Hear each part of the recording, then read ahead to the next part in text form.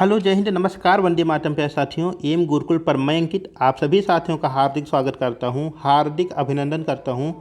साथियों, जैसा कि आप सभी जान रहे हैं कि आपका यूपी प्री एग्जामिनेशन का एग्ज़ाम हो रहा है और यह आपका 31 अगस्त को लास्ट पेपर आपको देखने को मिलेगा। और अगर पेपर के लेवल की बात किया जाए तो पेपर का लेवल बहुत हार्ड नहीं है, आपका जो है मध्यम वर्गीय स्तर का पेपर रखा गया है और बहुत अच्छे क्वेश्चन आ रहे हैं इस पेपर में। हालांकि अगर पिछली बार जो आपका एग्ज़ाम हुआ था फरवरी माह में, अगर उसकी अपेक्षा तुलना करेंगे तो कुछ पेपर का लेवल आपको 20 देखने को मिल रहा है। खैर, आज हम लोग इस वीडियो के माध्यम से हम लोग हिंदी विषय के very very most important question, ऐसे प्रश्न जो आपके पिछले एग्जाम में पूछे गए हैं और इस एग्ज़ाम में भी आपके पूछे जाने की संभावना बनी हुई है, तो यह हम लोग उस वीडियो को देखने जा रहे हैं। तो आइए भगवान योगेश्वर श्री कृष्ण का ध्यान करते हुए हम लोग अपनी आज की वीडियो का शुभारंभ करें। और अपना आज का शानदार सा और धमाकेदार सा पहला क्वेश्चन आपकी स्क्रीन पर ये रहा। करा कि सुधाकर की पर्यायवाची है। ठीक है, ऑप्शन नंबर पहला करा अति सौरभ, ऑप्शन नंबर दूसरा करा कलानिधि, ऑप्शन नंबर तीसरा करा प्रसून या ऑप्शन नंबर चौथा करा परिचर। तो बताना कि सुधाकर की पर्यायवाची क्या होगी। ठीक है, तो अगर इसके विकल्प की बात किया जाए अति सौरभ, तो अति सौरभ किसकी हो जाएगी? यह आपके फलश्रेष्ठ की पर्यायवाची हो जाएगी, अर्थात आपके आम की पर्यायवाची हो जाएगी। अन्य पर्यायवाची क्या बन जाएगा? पीक बंधु बन जाएगा, इसका आम्र बन जाएगा, अमृत फल बन जाएगा, रसाल बन जाएगा आपकी आम की पर्यायवाची के अंतर्गत। प्रसून की बात किया जाए तो आपके फूल की पर्यायवाची हो जाती है, पुष्प, प्रसून, कुसुम, सुमन आदि देखने को मिलेंगे। परिचर की अगर बात किया जाए तो आपका परिचर नौकर, सेवक, किंकर आदि रूप में देखने को मिलेगा। तो सुधाकर किसकी पर्यायवाची होती है? तो सुधाकर बचा हुआ ऑप्शन आपके सामने, ऑप्शन नंबर दूसरा कलानिधि क्या हो जाएगा? कलानिधि, यानी सुधाकर कलानिधि आपकी किसकी पर्यायवाची हैं? ये सब यह आपकी चंद्रमा की पर्यायवाची देखने को मिलती हैं। ठीक है, चलते हैं हम लोग अपने आज के नेक्स्ट क्वेश्चन पर। और आज का अगला क्वेश्चन आपकी प्यारी सी स्क्रीन पर है। करा कपित्थ का तत्भव रूप है। ठीक है, पहला करा कपूर, ऑप्शन नंबर दूसरा करा कैठा, ऑप्शन नंबर तीसरा करा केला या ऑप्शन नंबर चौथा करा खजूर। गजाननम भूतगणादिसेवितम कपित्थ जम्बूफलचारु भक्षणम उमासुतम शोक विनाशकारकम नमामि विघ्नेश्वर पाद पंकजम। तो कपित्थ का तद्भव रूप क्या है? तो देखिए, कपूर की अगर बात किया जाए तो कर्पूर शब्द होता है। कर्पूर शब्द का जो तद्भव बनता है, वो तद्भव बनता है, वह बन जाता है आपका कपूर। ठीक है, अगर कदली की बात किया जाए तो कदली शब्द का जो तद्भव बनता है वह बन जाता है केला, और खरजूर का बन जाता है खजूर। तो बचा हुआ ऑप्शन आपके सामने, ऑप्शन नंबर दूसरा क्या बन जाएगा? कपित्थ का बन जाएगा आपका ऑप्शन नंबर दूसरा कैथा क्या बन जाएगा? कैथा हो जाएगा। तो कैथे को जो है तत्सम रूप में कहते हैं कपित्थ, और कपित्थ को जो है तद्भव रूप में कहते हैं कैठा। ठीक है, चलते हैं आगे आज के अपने नेक्स्ट क्वेश्चन पर। और नेक्स्ट क्वेश्चन आपकी स्क्रीन पर ये रहा। करा जिसकी गर्दन सुंदर हो उसे क्या कहेंगे? पहला है पार्थिव, ऑप्शन नंबर दूसरा सुधीर, ऑप्शन नंबर तीसरा सुग्रीव या ऑप्शन नंबर चौथा है सुनील। तो जिसकी गर्दन सुंदर हो उसे क्या कहते हैं? पतली सी सुराही जिसे गर्दन, सुंदर सी गर्दन जिसकी हो उसे क्या कहते हैं? तो इसके लिए एक शब्द बन जाता है आपका सुग्रीव। क्या बन जाएगा? सुग्रीव बन जाएगा। पार्थिव की बात करें जिसका संबंध मिट्टी से है वह हो जाएगा आपका पार्थिव। सुधीर की अगर बात किया जाए, सुधीर किसको कहते हैं? तो सुधीर का अर्थ है जिसके अंदर धैर्यवान है, जिसके अंदर धीरज है, वह सुधीर हो जाता है।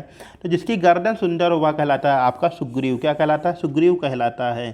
चलते हैं नेक्स्ट क्वेश्चन पर। और नेक्स्ट क्वेश्चन क्या कह रहा है? वर्तनी से संबंधित आपका है।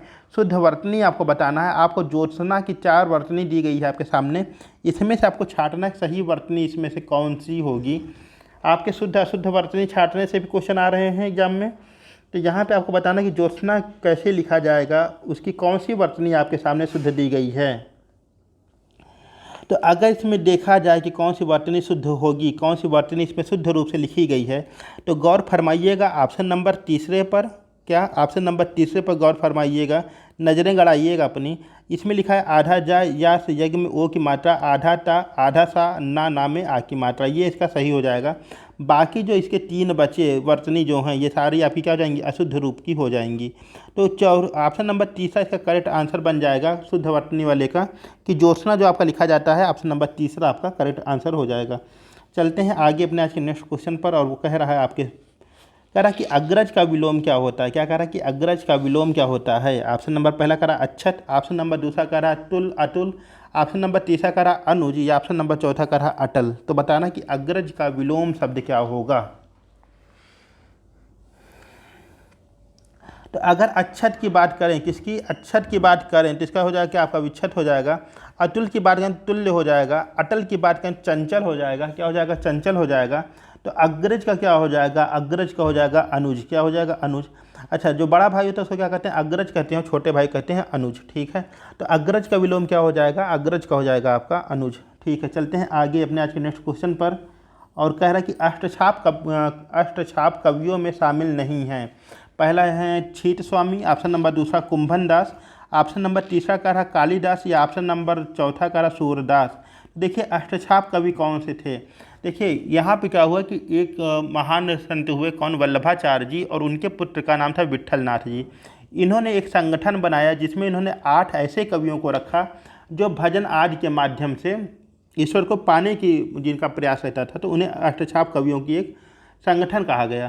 तो इसमें जो है 8 कवि ऐसे थे उनको जो है, और दिए गए विकल्प में से 4 में से एक कवि है जो उस श्रृंखला से बाहर के थे। तो अगर 8 कवियों की बात किया जाए जो आपके अष्टछाप में शामिल हैं, तो उनका नाम था सूरदास, नंददास, चतुर्भुज दास, कुंभन दास, छीट स्वामी, गोविंद महाराज, कृष्णदास और परमानंद। ये 8 कवि आपको देखने को मिलते हैं।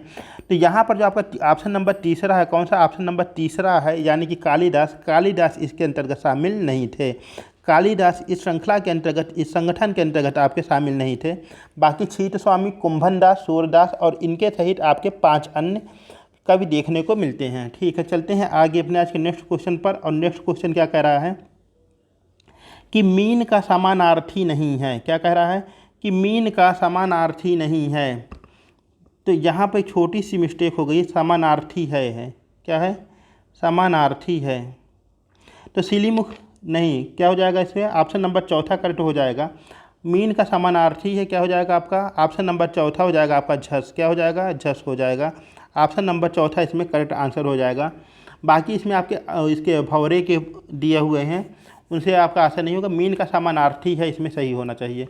ठीक है, चलते हैं आगे अपने आज के नेक्स्ट क्वेश्चन पर। और नेक्स्ट क्वेश्चन क्या कर रहा है कि महाप्राण नहीं है। क्या महाप्राण नहीं है, ऑप्शन नंबर पहला करा खा, ऑप्शन नंबर दूसरा करा खा घा, ऑप्शन नंबर तीसरा करा जा, या ऑप्शन नंबर चौथा करा आपका झा। तो देखिए किसी भी वर्ग का दूसरा चौथा, क्या किसी भी वर्ग का दूसरा और चौथा वर्ण जो होता है वह आपका महाप्राण कहलाता है। और इसी के साथ ही साथ आपके तीनों सा और हा या भी आपके महाप्राण के अंतर्गत आते हैं। तो अगर इसकी बात किया जाए, खा भी है आपका और घा भी है, झा भी है, इसमें से कौन सा आपका सम्मिलित नहीं हो जाएगा। तो ऑप्शन नंबर तीसरा आपका करेक्ट आंसर इसका बनने वाला है कि जो आपका जा है, जा ये इसमें आपका शामिल नहीं है, जा आपका सम्मिलित हो जाएगा आपका अल्प प्राण के अंतर्गत। ठीक है, तो महाप्राण के अंतर्गत कौन सम्मिलित नहीं है, आपका ऑप्शन नंबर तीसरा करेक्ट हो जाएगा। बाकी आपका ऑप्शन नंबर पहला, ऑप्शन नंबर दूसरा और ऑप्शन नंबर चौथा, ये तीनों आपके महाप्राण के अंतर्गत शामिल होते हैं। ठीक है, चलते हैं आगे आज की अपनी आज की नेक्स्ट क्वेश्चन पर। और कारक निम्नलिखित में से पुल्लिंग शब्द छाटिए। कौन सा निम्नलिखित में से पुल्लिंग शब्द छाटिए। ऑप्शन नंबर पहला पुलिंदा, ऑप्शन नंबर दूसरा राह, ऑप्शन नंबर तीसरा मर्यादा, ऑप्शन नंबर चौथा मंजिल। ठीक है, तो आप सामने जब भी स्त्रीलिंग और पुल्लिंग बनाने को आए तो उन शब्दों का आप वाक्य प्रयोग कर लीजिए, वहाँ से आपको काफ़ी सहायता मिल जाएगी और काफ़ी हद तक चीज़ें आसान हो जाएंगी। अब देखिए यहाँ अगर हम ऑप्शन नंबर दूसरे की बात करें राह, तो राह क्या होती है, राह बनाई जाती है। क्या होती है, राह बनाई जाती है, यानी यह भी आपकी स्त्रीलिंग हो जाएगी। ठीक है, मर्यादा क्या होती है, लांघी जाती है, यह भी आप क्या हो जाएगी, स्त्रीलिंग हो जाएगी। और मंजिल क्या होती है, मंजिल मिलती है ना कि मिलता है। तो यहाँ 3 तो आपके हो गए स्त्रीलिंग, तो बचा कौन सा, ऑप्शन नंबर पहला पुलिंदा। तो पुलिंदा क्या हो जाएगा आपका, यहाँ पुल्लिंग के अंतर्गत आ जाएगा। तो इस तरह से ऑप्शन नंबर पहला हमारा इसका करेक्ट आंसर बन जाएगा कि क्वेश्चन नंबर 9 का बन जाएगा पुलिंदा। क्या बन जाएगा, पुलिंदा बन जाएगा। चलते हैं आगे हम लोग अपने आज के नेक्स्ट क्वेश्चन पर। और नेक्स्ट क्वेश्चन क्या कह रहा है, कह रहा है कि परिवार संज्ञा का किस श्रेणी के अंतर्गत आता है। परिवार संज्ञा किस श्रेणी में आता है यह आपको बताना है। ऑप्शन नंबर पहला कह रहा है जातिवाचक, ऑप्शन नंबर दूसरा कह रहा है भाववाचक, ऑप्शन नंबर तीसरा है आपका व्यक्तिवाचक, या ऑप्शन नंबर चौथा है आपका समूहवाचक। तो आपको बताना कि परिवार संज्ञा की किस श्रेणी के अंतर्गत आता है। ठीक है, तो देखिए यहाँ पे जातिवाचक, भाववाचक और व्यक्तिवाचक के अंतर्गत आपका परिवार नहीं आता है। ऑप्शन नंबर चौथा यहाँ पर आपका करेक्ट आंसर बन जाएगा कि समूहवाचक के अंतर्गत आपका परिवार आता है। तो परिवार जो आपके है या संज्ञा का जो समूहवाचक भेद है उसके अंतर्गत आपको देखने को मिलता है। अगला क्वेश्चन क्या कर रहा है कि रूपांतरण का संधि विच्छेद होगा। क्या कर रहा है? रूपांतरण का संधि विच्छेद होगा। ऑप्शन नंबर पहला कर रहा रूप प्लस अंतरण, ऑप्शन नंबर दूसरा कर रहा रूपा प्लस अंतरण, ऑप्शन नंबर तीसरा कर रहा रूप प्लस अंतरण, या ऑप्शन नंबर चौथा कर रहा रूपा प्लस अंतरण। इसमें से आपका कौन सा करेक्ट आंसर बन जाएगा?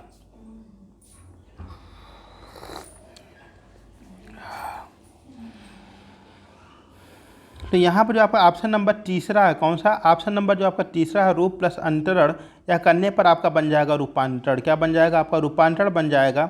यहाँ पे ह्रस्व आ और ह्रस्व आ का जब आपका मेल होगा तो आपका बन जाएगा दीर्घ आ, और वहाँ पे आपकी आ की मात्रा जो देखने को मिल रही है यहाँ आपका वहाँ से उत्पन्न होगी। तो इस तरह देखा जाए तो रूप प्लस अंतरण करने बन जाएगा रूपांतरण, और इसके अंतर्गत आपकी जो है दीर्घ संधि देखने को मिलती है। कौन सी देखने को मिलेगी?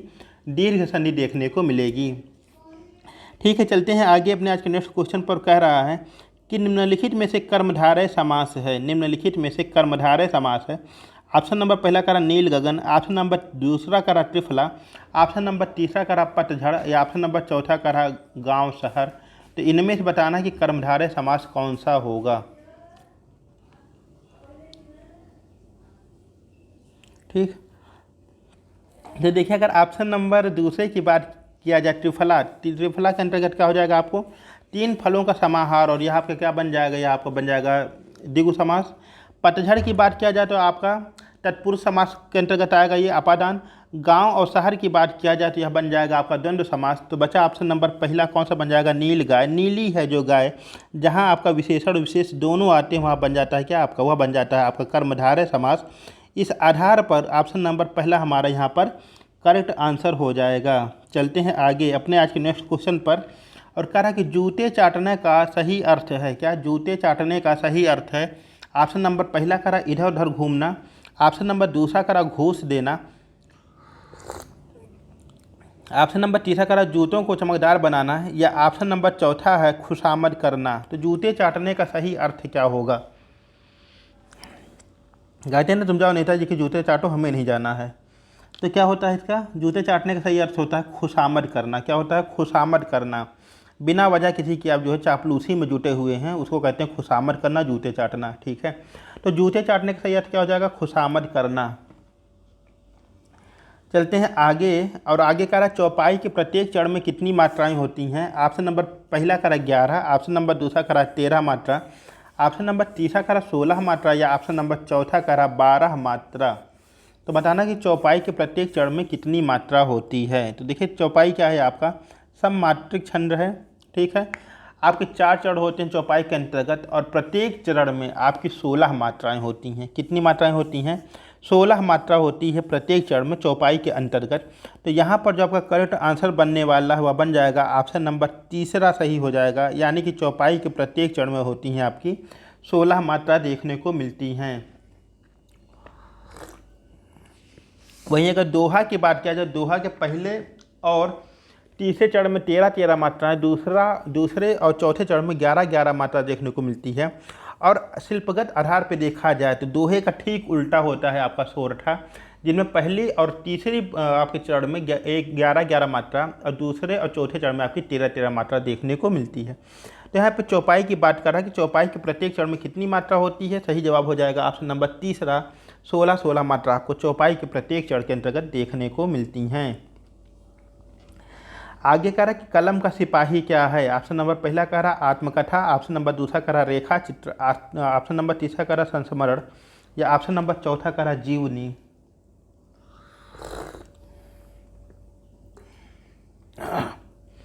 तो कलम का सिपाही क्या है? कलम का सिपाही आपका जो है जीवनी है। क्या है? यह आपकी जीवनी विधा है आपकी, और यह किसके ऊपर लिखी गई है? तो मुंशी प्रेमचंद जी के ऊपर ये लिखी गई है, और इसके जो लेखक होते हैं किसके? कलम का सिपाही के जो लेखक होते हैं उनका नाम रहता है अमृत राय। तो अमृत राय जी के द्वारा ये लिखी गई है। किसके द्वारा लिखी गई है? अमृत राय के द्वारा। भोले लिखा जा, अमृत राय जी के द्वारा लिखाई गई है पुस्तक। और किसके ऊपर लिखी गई है? यह लिखी गई है मुंशी प्रेमचंद के ऊपर। किसके ऊपर? प्रेमचंद जी के ऊपर यह पुस्तक लिखी गई है आपकी। तो यह हमारे थे हिंदी के वेरी वेरी मोस्ट इम्पॉर्टेंट कुछ क्वेश्चंस, जहाँ से आपको क्वेश्चन फंसने की पूरी उम्मीद है। वीडियो को इसलिए कि कमेंट बॉक्स में अवश्य बताइएगा, और चैनल पर नए चैनल सब्सक्राइब भी अवश्य करिएगा। मिलते हैं अपनी अगली वीडियो में, तब तक के लिए नमस्कार। भोलेनाथ की।